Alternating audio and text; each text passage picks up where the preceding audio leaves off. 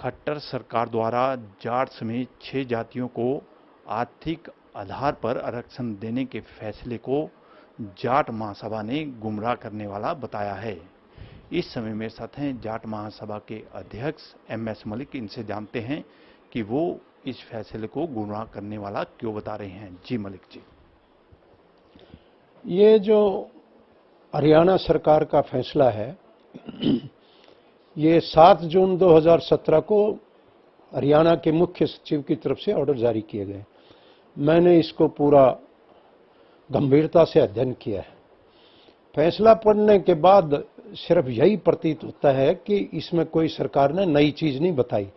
सिर्फ 2013 में जो हरियाणा गवर्नमेंट का नोटिफिकेशन था, उन्होंने 5 जातियों के लिए आरक्षण का दर्जा देने के लिए घोषणा की थी। बाद में इस सरकार ने 6 जातियों के लिए कर दिया था।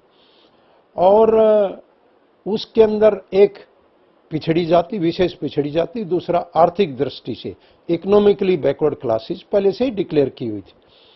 अभी सरकार ने ये बताने की कोशिश की है भी ये जो हाई कोर्ट की रोक है, आर्थिक दृष्टि से विशेष रूप से जो आरक्षित जातियां हैं उनके लिए स्टे है, इकोनॉमिकली बैकवर्ड क्लासेस के ऊपर कोई स्टे नहीं है। और उसमें सारी जनरल कैटेगरी शामिल है। उसमें जाट, जट, सिख, रोड, त्यागी और बिश्नोई भी शामिल है। कोई इसके अंदर नई बात नहीं कि ये बिल्कुल गोलमाल और इस समाज को भ्रमित करने वाली।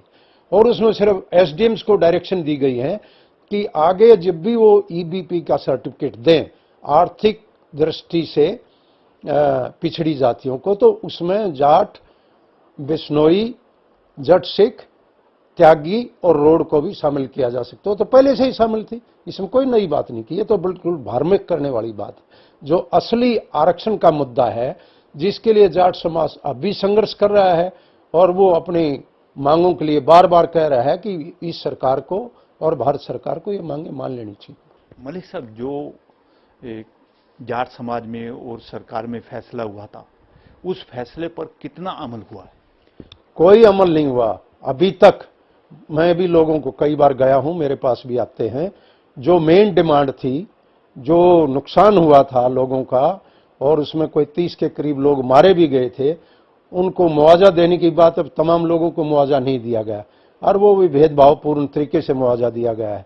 फिर दूसरी डिमांड थी, भाई इनको सरकारी नौकरी दी जाए, पक्की नौकरियां दी जाए उनके पीड़ितों के वारिसों को, वो भी नौकरियां नहीं दी गई। तीसरी डिमांड थी वे शीघ्र रिजर्वेशन दिया जाए, वो भी नहीं दिया गया। Thank you. ये थे मेरे साथ जाट महासभा के अध्यक्ष एमएस मलिक। इनका कहना है कि खट्टर सरकार ने जो जाट समेत 6 जातियों को आर्थिक आधार पर आरक्षण देने का फैसला लिया है वो गुमराह करने वाला है।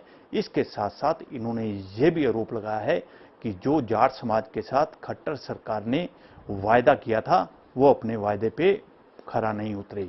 कैमरामैन संजय के साथ अनिल कुमार, टोटल न्यूज़, चंडीगढ़।